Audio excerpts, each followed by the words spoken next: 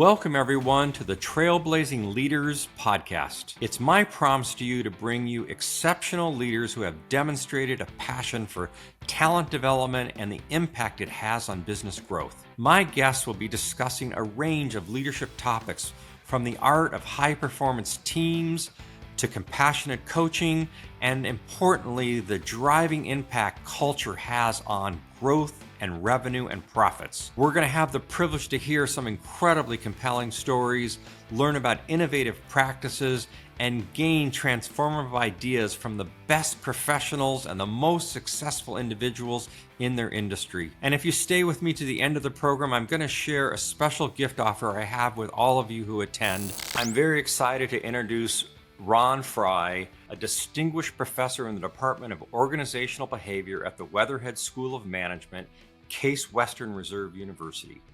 His educational background includes a BS in engineering from the University of California, Los Angeles, my alma mater, and both his PhD and MA from the AP Sloan School of Management, Massachusetts Institute of Technology. His scholarly work has focused on the dynamics that foster system-wide positive change. And this includes large group dynamics, appreciative leadership, multi-stakeholder strategic planning, and the role of business as an agent for world benefit. He is an author and co-author of several books on these subjects, such as Appreciative Inquiry, A Positive Approach to Building Cooperative Capacity, and Appreciative Team Building. He is renowned for aiming to increase the cooperative capacity through the Appreciative Inquiry method in diverse systems, including World Vision, Lubrizol, Roadway Express, the U.S. Navy, Genesis Health Systems, and Mid-Ohio Full Bank. I am honored to have the privilege to have learned directly about Appreciative Inquiry from Professor Ron Fry, and I'm excited now to welcome him as my guest on this episode. Ron, let's just go ahead and talk about our favorite topic, Appreciative Inquiry, the why, the what, the how it works for trailblazing leaders who are seeking to create high-impact cultures and teams. So I'm going to just turn it over to you and give you a wide swath to work with. Oh, thank you, Russell. Nice to be with you. Nice to be with you, too. You can keep reminding me of the order there, the why, the what, the how. I think the why for this strength-based approach to human and organizational system change and transformation. I think we don't have to look further than all the research on employee engagement, quiet quitting, the great what do they call it? The Great Resignation after COVID, and the studies that now show that about 70% of intentional change programs, meaning, executives and leaders set out with a clear goal, objective, and try to implement a change, about 70% fail. That is not a very good track record. We are leaving a whole lot of money on the table, it seems. So that's part of the why. I think that we have sort of maxed out our ability to use traditional problem solving, gap analysis, statistical process control to improve systems. Every organization has to be doing those things, and but it seems to just keep us kind of at the status quo. It's not helping us to innovate or create or grow the way most companies would wish. So the strength-based approach, which is the essence of appreciative inquiry, is an option, an alternative that we think can improve that success rate, from 30% to 70% success and 30% failure, or 80-20, whatever you want to think about it. But I think what we've discovered and has been validated in the sciences of neuroscience and positive psychology is that when you connect people to their shared strengths, they will see the future differently. They will see more possibility. So all change, all transformation begins with a shared purpose or a shared goal. We all know that. But how do we get stakeholders, internal, external, combined, how do we get them to imagine together a positive future? That's not just incremental. It's not just let's do 10% better or let's have 10% fewer mistakes, those kind of incremental goals.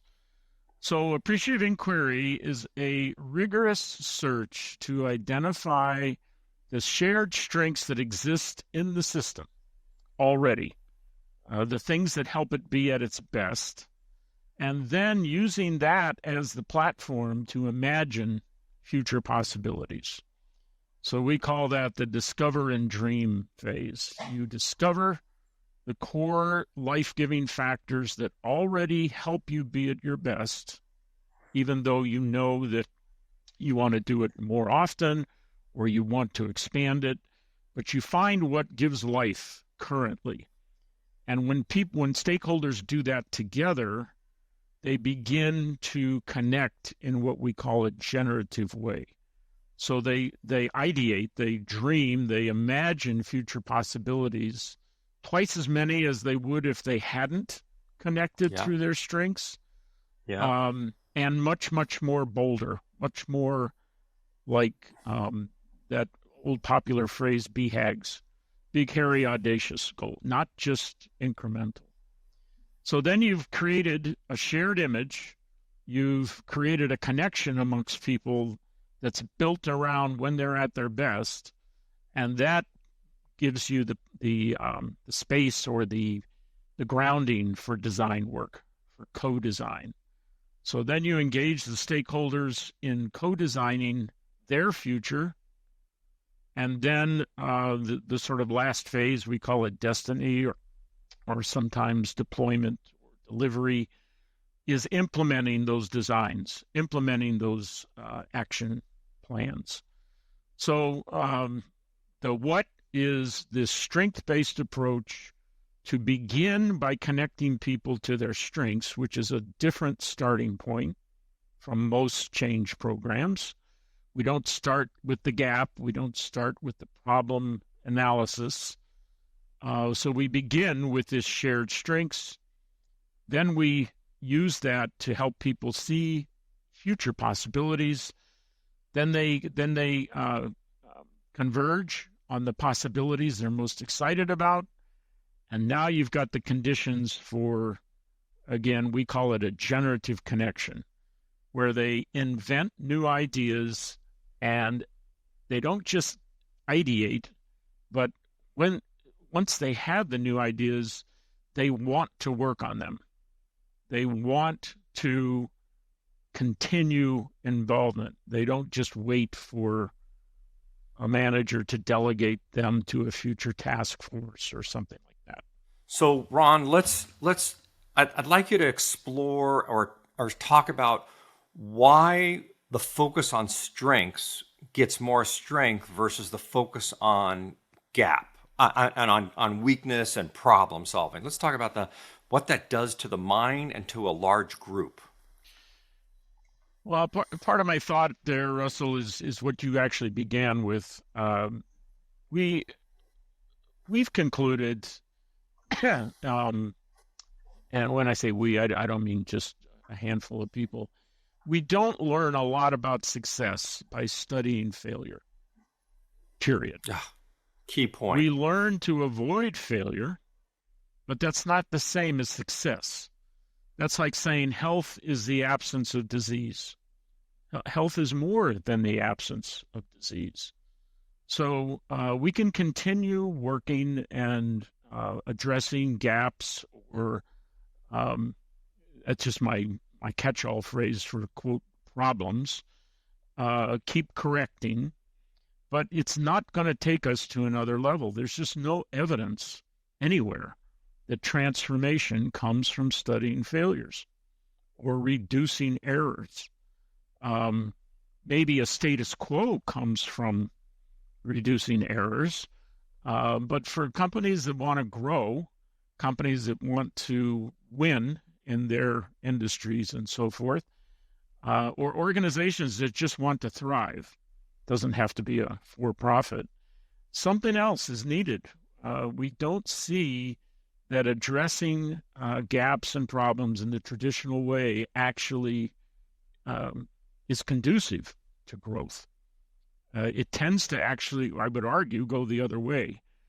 The more we believe we can control for error, we actually eliminate the space for innovation, because innovation is all about trial and error. So we appreciate errors in real innovation. Yeah. So I'd like to the leaders listening, let's talk right now about some cases, because on one hand, this is not just theory, right? The university and you and David Cooperrider and many associates this is 20, 30, 40 years of study and result and implementation for the Navy, for the UN, for Roadway Express. So I think maybe at this point, I'd like to just hit on some highlights of the tremendous amount of value the approach of Appreciative Inquiry has brought to others to help substantiate why this is such an important concept to consider if you're a leader trying to thrive. Well, you touched on a few of the examples where we have really good measures, so I'll just kind of highlight a couple of those. Roadway Express tripled their share price during a recession, and they attribute their business success to the way they internalized using what we call an Appreciative Inquiry summit method. So over a 5 to 6 year period, they ran almost 60 two-day summits throughout sites all over North America, Mexico, Canada. And they attribute, this isn't our, sort of personalized story, but they attribute that growth and the fact that it made them a very high takeover target because they had gained market share. But they attributed that to applying this process with stakeholder groups at their sites, union and management, shoulder to shoulder, over a 5-year period. Green Mountain Coffee Roasters, Fairmount Minerals, now Covia, they report decades or more of double-digit growth, again, through recessionary periods, and attribute it to, again, their adoption, not just of the summit method, but also using the outcomes of the summit, these working groups or these design groups, to actually embed sustainability into their business model. And in the Green Mountain Coffee Roasters example, we all know that they were one of the pioneers in the coffee industry in terms of sharing profits with the actual growers, the organic coffee industry. And in the Fairmount Minerals case, it's a sand mining company that was spending all kinds of money in court in the communities where they were mining, and they transformed themselves into a, if you will, a green mining company, a sustainable mining company that was, as I said, profitable at a double-digit growth rate. The Navy that you mentioned, in terms of employee involvement and retainment, they used Appreciative Inquiry over almost a decade in 7 different commands. But the one story with the best metrics is the first one, where they reported to Congress a $2 billion savings in unnecessary training costs by doubling their retention rate at the 18-month mark, the first end of tour where volunteers can leave or re-up.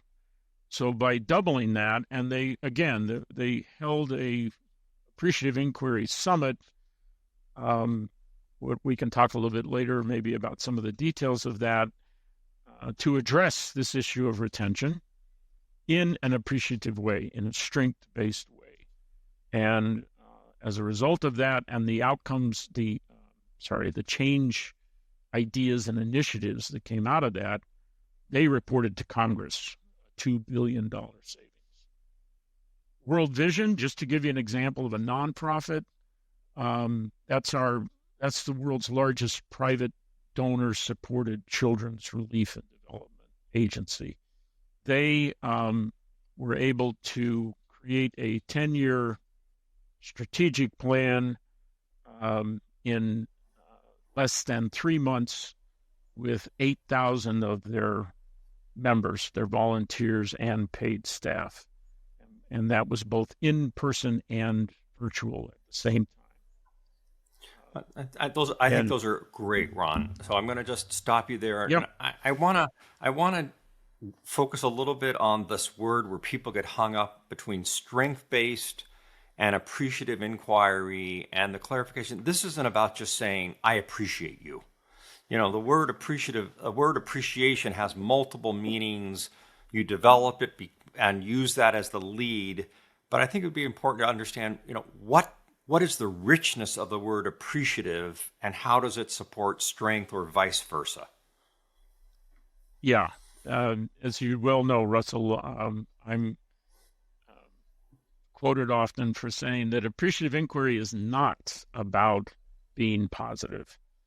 We leverage positivity and the science of positivity. We leverage that a lot. So I don't make any excuses about creating a process that shines the light on positive aspects of human performance. But the goal, the end point, is not just for everybody to feel positive. It's a means to an end. The end is something I mentioned earlier. We call it generative connections. These are not things that you have to have every day with every person. But when you need to innovate, when you need to create, when you need to make a transformation, then having stakeholders who can create new ideas that challenge the status quo and not just hand that list off, but actually own it and want to implement it. That is a unique connection. That's what we call a generative connection. And that's the hidden capacity in all human systems. It's there. No matter how much they may be currently suffering, if the doors are still open, if there's still some cash flow, there's huge cooperative capacity that's untouched. And so this generative connection is the real unique contribution. The terms that we started with, appreciative and inquiry, appreciative is really this idea of putting on the lens, the framework that says, what is there that I value in this situation, this context? What is there to be valued? And I place value on it by studying it. So if I'm looking for what is it that gives life to this team when we are in flow or when we are at our best, then I'm valuing something by looking into it, by examining it.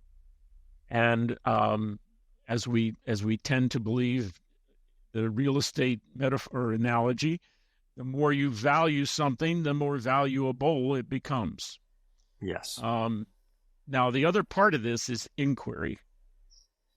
Appreciative is an adjective or an adverb, and inquiry is the noun or the verb. So it's important to realize that this all began with an emphasis on inquiry. how do we inquire? How do we learn in a way that fosters change and transformation? All change starts with learning. If there's no learning, there's no changing. So how do we inquire? How do we learn in a way that produces or creates the conditions for these generative connections? So appreciation is, yes, it's taking the positive potential focus. What is it that gives life? What is it that helps us be at our best? So that is the bias. That's the appreciative turn. But it's all about inquiry. It's about guiding, creating questions that guide a study of something. So then we're back to the phrase earlier. If we study bad, we'll get less bad. Yeah. If we study great, then we have a chance to be great. Yes. So we have so appreciative inquiry is a formal process that allows team members to open up their mind in a safe environment and co-create and co-generate. And what I love about it, and the reason I have studied with you and with David, is because this aspect we started with, engagement.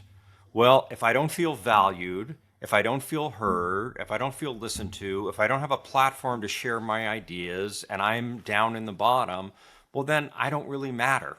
But when a leader recognizes that the amount of brilliance sits within their whole human system, whether it be a 50, 100, thousands that you've talked about, the amount of human potential that leader can unleash by going through a process like this rather than the traditional transformation process is unlimited. I think that's a thing that really addresses this issue of how do we not only have more successful transformation, but how does an employee feel more engaged? Will they feel more valued because their ideas matter? And where you're saying is, hey, we're getting to the ideas that are generative, we build upon it, and now I can own my idea. I have a potential to actually do something with it. Yeah.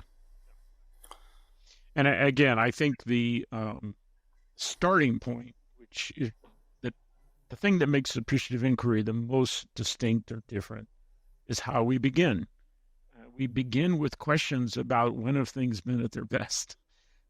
Yes. What are the things that help success factors, whatever you want to call them, best practices?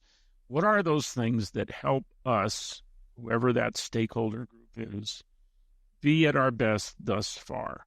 And that's a very different beginning point. But that sets in motion just what you're saying. This kind of unlocking of not just creative ideas, but more images of possibility. Most of us today, we walk around with a very long list of why something can't happen or won't happen.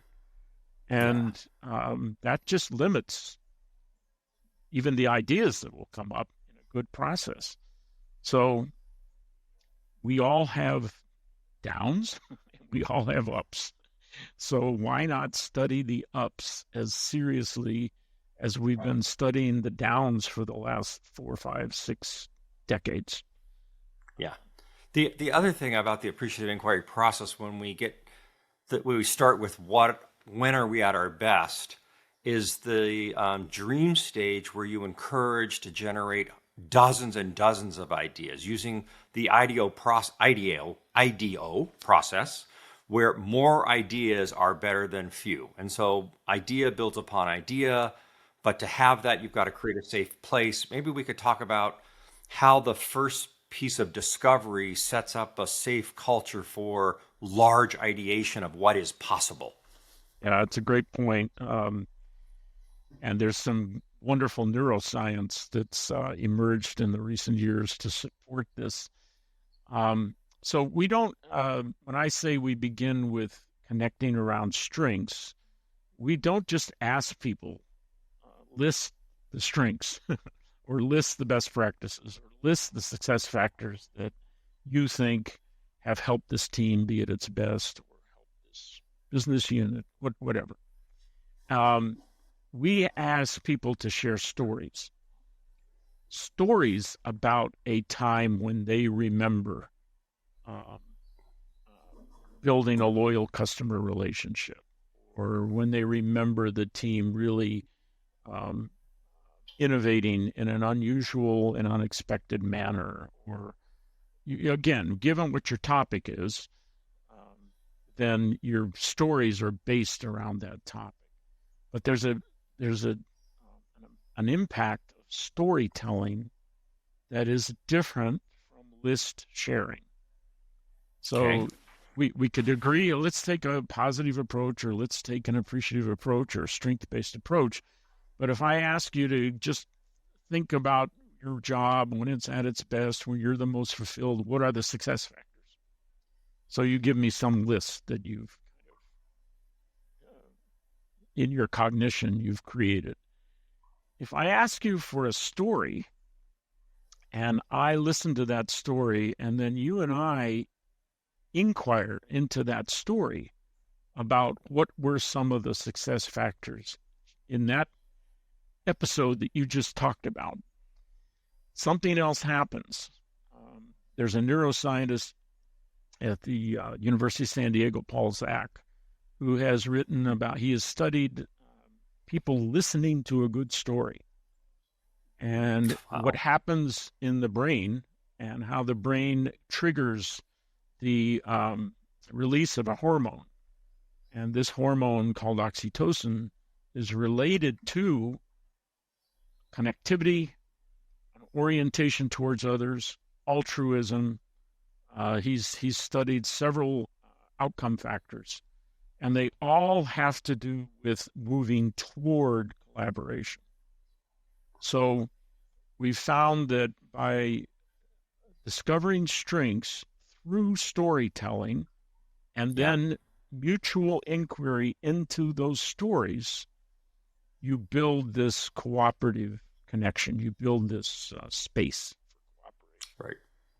And remarkably, space. I'm sorry, this may be a question coming later, but remarkably, you can do this virtually as well.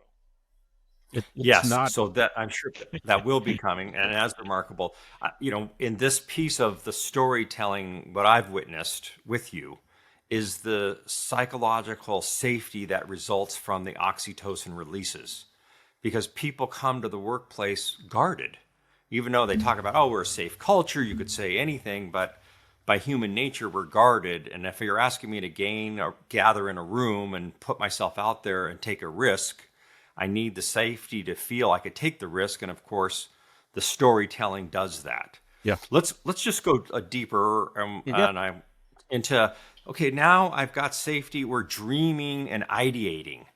How does that get inspired? What methods do you use to get lots of ideas out of these people, out of your people?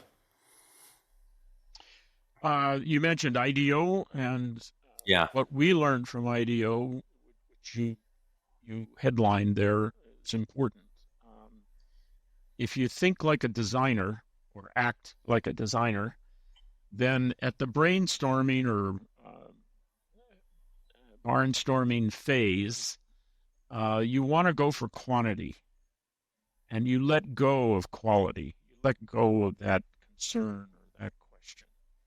And what we've discovered is that that's an upside down suggestion for most managers. If they hold a meeting and they get 10 or 12 good ideas, they're happy. In a half-hour meeting at IDEO, that would be a dismal failure. I mean, they would look for 100 ideas, literally. And so I don't know if we do anything unique to generate that enthusiasm, but we simply open the space. How might we, based on just a big wall or a map of ideas, we begin to cluster those a little bit and then ask people to really get into design thinking. How might we make this a reality? And I'm going to link back to the positive question or the appreciative question you raised earlier. When at that point in the process, groups often argue. they often debate. They often come up with entirely different scenarios that might be in conflict with each other. It's not all rose-colored glasses, because people are invested at that point. They really want to make something happen. So, of course, they have different views of, have we tried this before? Did it work?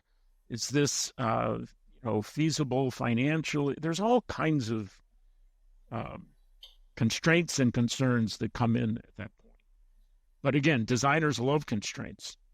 Designers see those as the opportunity to be creative.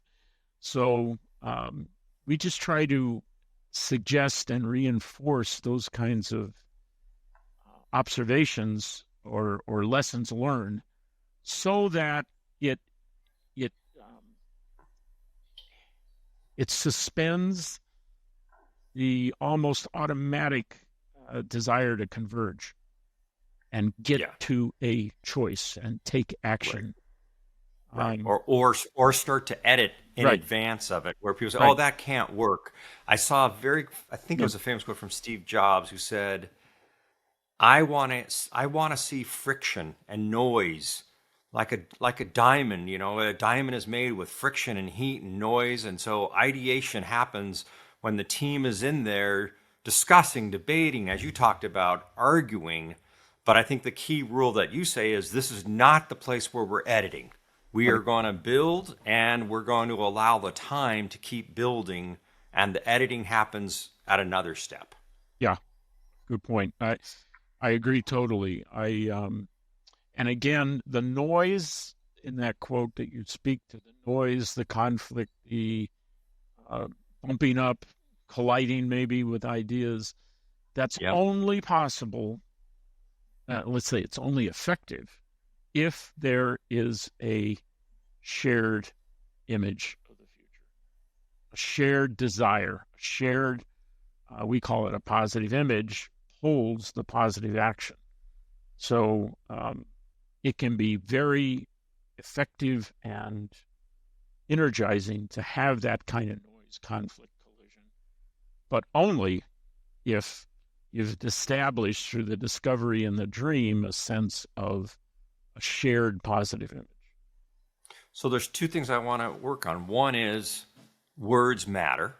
So you talked about how might we. Those simple words open the mind.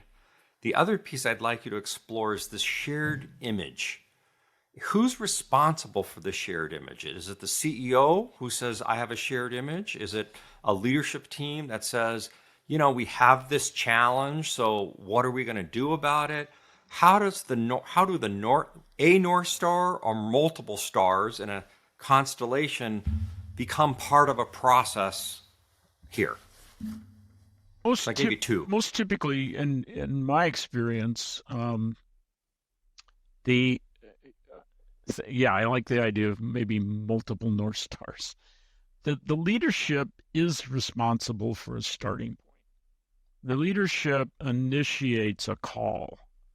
So it's a upfront conversion of a problem or a crisis or a difficulty into an opportunity. So let's use the Navy example from before. Up front, it was the most senior leadership, the Chief of Naval Operations, who said, I have this retention problem. I know that they had already done exit interviews. Why did people leave? They'd done some stay interviews. Why did people stay? But that data hadn't helped them come up with ideas that really changed anything. So as we examined his story, his name was Admiral Vern Clark at the time, and we sat in a room in his office in the Pentagon, and we actually interviewed him and asked him about stories in his career where he thought about leaving but decided to stay, and just to walk us through what he remembered about the decision process and what he considered and who he talked to and so forth. He told two of those stories, and before we could ask for another one, he interrupted us and said, this is really interesting. And we said, what's coming to mind? And he said, in both those instances that I shared, the key thing that shifted and made me stay was I love the opportunity to lead. The Navy gives me increased responsibility, a little bit of a safety net, lots of feedback, and if I succeed, I then get more opportunity. I love that. And so what happened is in that meeting and then subsequently in a task force that he formed, the topic, which could have been retention, you could do an appreciative inquiry into retention. The topic became bold and empowered leaders at every level.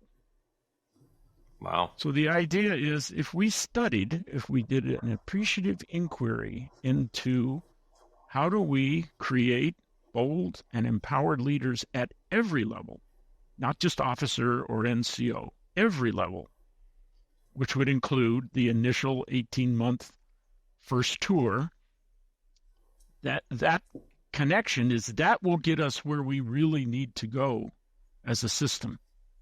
It will take care of retention, but it will do so many more things. So that shift in the focus was the responsibility and in that case, the kind of genius of that leader. Now he turned it over to a much larger task force to really dig in, learn the depths of the appreciative inquiry process, decide if they liked the topic or how they would tweak it. And they did. They did their own edit on it. Now you have a starting point. So that's the initial North Star. The results of going through an appreciative inquiry with a group of stakeholders, and in this case it was about 360 stakeholders in and outside of the Navy, the outcome is a dozen, 2 dozen change teams or project launch teams who have designed something based around a more specific North Star. And so, yes, you've gone from one big, we call it the affirmative topic, bold and empowered leaders at every level. And now you've gotten into an economic model for a 24/7 daycare at every naval base. Yeah. So that it starts to break into the component parts. But I do, before we change subject, I want to reinforce the aspect that the problem statement is not the North Star. It really requires expertise to create something that is, what did you describe it as? Bold and affirmative. We call it the affirmative topic. The affirmative topic. It has to be every word. Yeah. Every word of how you phrase it, as you described it, it was quite different. I mean, I've got a retention problem to how do I create leaders at every level. Now, he's solving the same problem, but the structure of the words and what the words are really matter. A good way to just enter that conversation with a leader who has shared a problem statement is to invite that person or a few at the very senior level to just begin to imagine you're on the other side of the problem. It's solved. Then what? What does that look like? What has changed? How does that fit with where you want to see the system going or your dreams for the system? And that begins to call up different words. It begins to call up different descriptions. And in many cases, you can begin to get the beginnings of that new framed topic. Understand. So, Ron, let's look on both sides. How small of a team could a leader use if I'm listening and I'm a company of 25 or 50? And of course, you described, but how large it could be. And you also described it could be in person or virtual. Maybe you could describe about the scale and scopes that are available to a leader so that they're not afraid to use the methodology or test out the methodology. Anywhere from a normal size work group, task force, office group to a global system. It really is scalable. David Cooperrider and I personally are attracted to the very large scale possibilities. Getting a whole supply chain for Walmart's clothing line together to figure out how might they become totally reliant on organic cotton or something like that. Their packaging supply chain. So it can be huge. On the one hand, it can be a team, 7, 12, 20 people. It's the same flow of conversation, flow of activity, but it's obviously the logistics and the timing of things will vary significantly. Yeah. Yes, and that's what I noticed. The other thing, and then we'll come to conclusion, is as the team goes from dream to design, there's a phase called prototyping. And then as part of that prototyping, there's always the question of what is the smallest action we can take that will have the biggest impact? And what is the biggest action that we could take that would have the most transformative? So I think my questions to you are, why is physical prototyping so important? And why are those two questions such an important piece of ownership as the program goes to its next phase? Well, the short-term, long-term transformational question is important to balance short-term visible activity. Other change models call it small successes, to maintain momentum, to maintain visibility. It's true that transformational things require extended planning. They may require a lengthy budgeting process to find the resources, or in some nonprofit cases, grant writing, even legislation in certain instances. So if we're only aiming for those, it's easy to get lost. It's easy to lose sight. So the short term, along with the long term, is just good management sense in terms of what can we do that keeps momentum visible and keeps people acting while they are also doing longer term planning, preparation, finding resources, and so on. The prototyping is, again, it's something we learn directly from IDEO. And what they taught us was that in the phase we were calling design, and even in those very successful cases that I mentioned, the Navy, Roadway, Green Mountain, Fairmont, those all happened before we learned about the prototyping. What the prototyping brings, Russell, is so you have a group of stakeholders that have chosen a certain set of ideas that came out of the design phase because they're most attracted to it. And so they've decided, we want to answer this question, how might we make this a reality? And so they're beginning to dig into what are all the different ideas about how. So they're brainstorming, they're sorting, prioritizing, looking for where do these ideas cluster and how do they relate with each other. And then the prototyping helps them literally bond behaviorally. So if we only do action planning, which is what we're doing in those success stories I mentioned, if you're only doing the action planning, it has the potential, or I guess you could say, the danger of simply becoming abstract, simply becoming, okay, we have this plan, we've made some notes on a paper, or we filled out a little bit of a process chart, but it doesn't reside in the individuals yet. They've got some energy, some interest, when you prototype something, you actually make something together. You create something. And by prototype, we mean it. It's rough. It's not anything near. I've seen those prototypes. They are rough. It's not anything near any final product. But by building together, doing together, not just thinking together, more of the whole self is engaged. And what we see since we started using it is the momentum afterwards sustains longer. Yeah.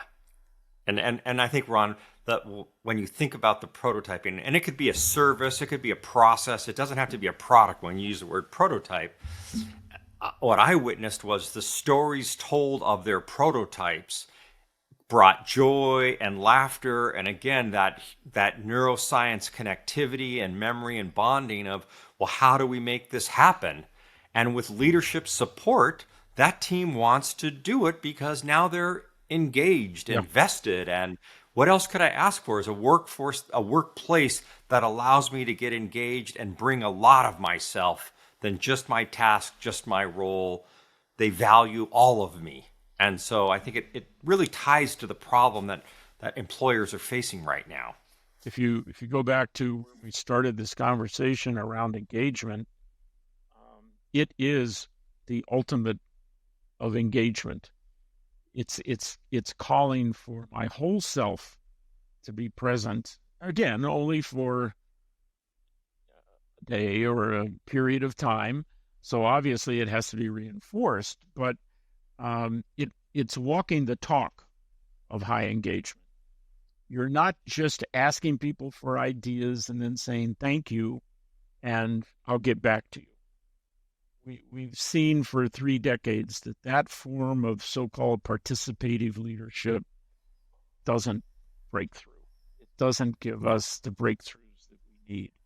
So we have to find new avenues for real engagement. And I know you know the statistics, but we haven't moved the needle in the last 10 years. And we haven't even moved in 20 years. Yeah. The Gallup statistics is engagement is sitting at around 30% over 20 years. That engagement, 70% of it is related directly to the manager. And feeling appreciated and valued and heard and listened to be able to grow is a crucial aspect of my engagement beyond compensation. And I would add safety to that. You mentioned that earlier.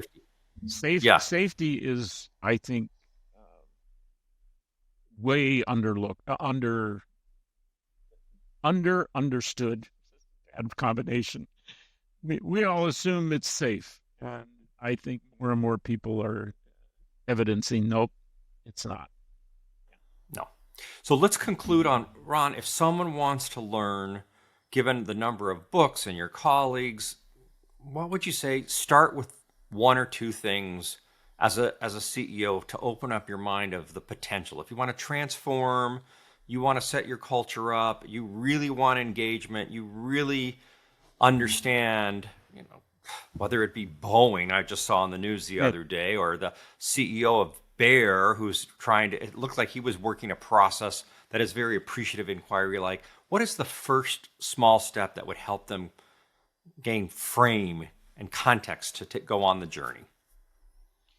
I could think of a few first small steps. So one small step would be to hear in similar podcasts to this the details of a case. At the Cooper Ryder Center for Appreciative Inquiry at the Champlain University in Vermont, there is a growing series of very specific case studies in a conversation format like this. Might maybe 20, 30 minutes of time just to hear an example step by step in great detail. That's one thing.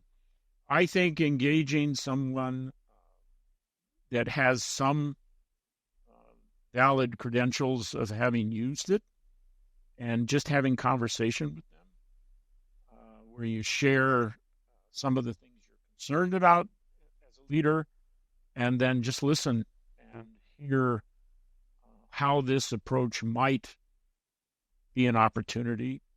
So, obviously people like yourselves and others that have some credentials that they've been trained or that they've actually used it, some client feedback or recommendations, I think is a way to start. And then you mentioned there is an extensive literature base. And yes, some of that is in the category of what I call the small paperbacks. The less than 100-page read. There is literally the small book, what's it called? The short book. The thin book of Appreciative Inquiry. The thin book of Appreciative Inquiry. David Cooperrider and Diana Whitney have a small paperback on Appreciative Inquiry. Frank Barrett and myself, we have one. So there's a percentage of that library, that literature base, if you searched Amazon under Appreciative Inquiry, that are intended for the initial exposure, the initial read, the initial skimming for ideas. Yeah. So, Ron, I'm just going to bring our conversation to a close. We probably could go for another hour. I'm incredibly grateful for your time.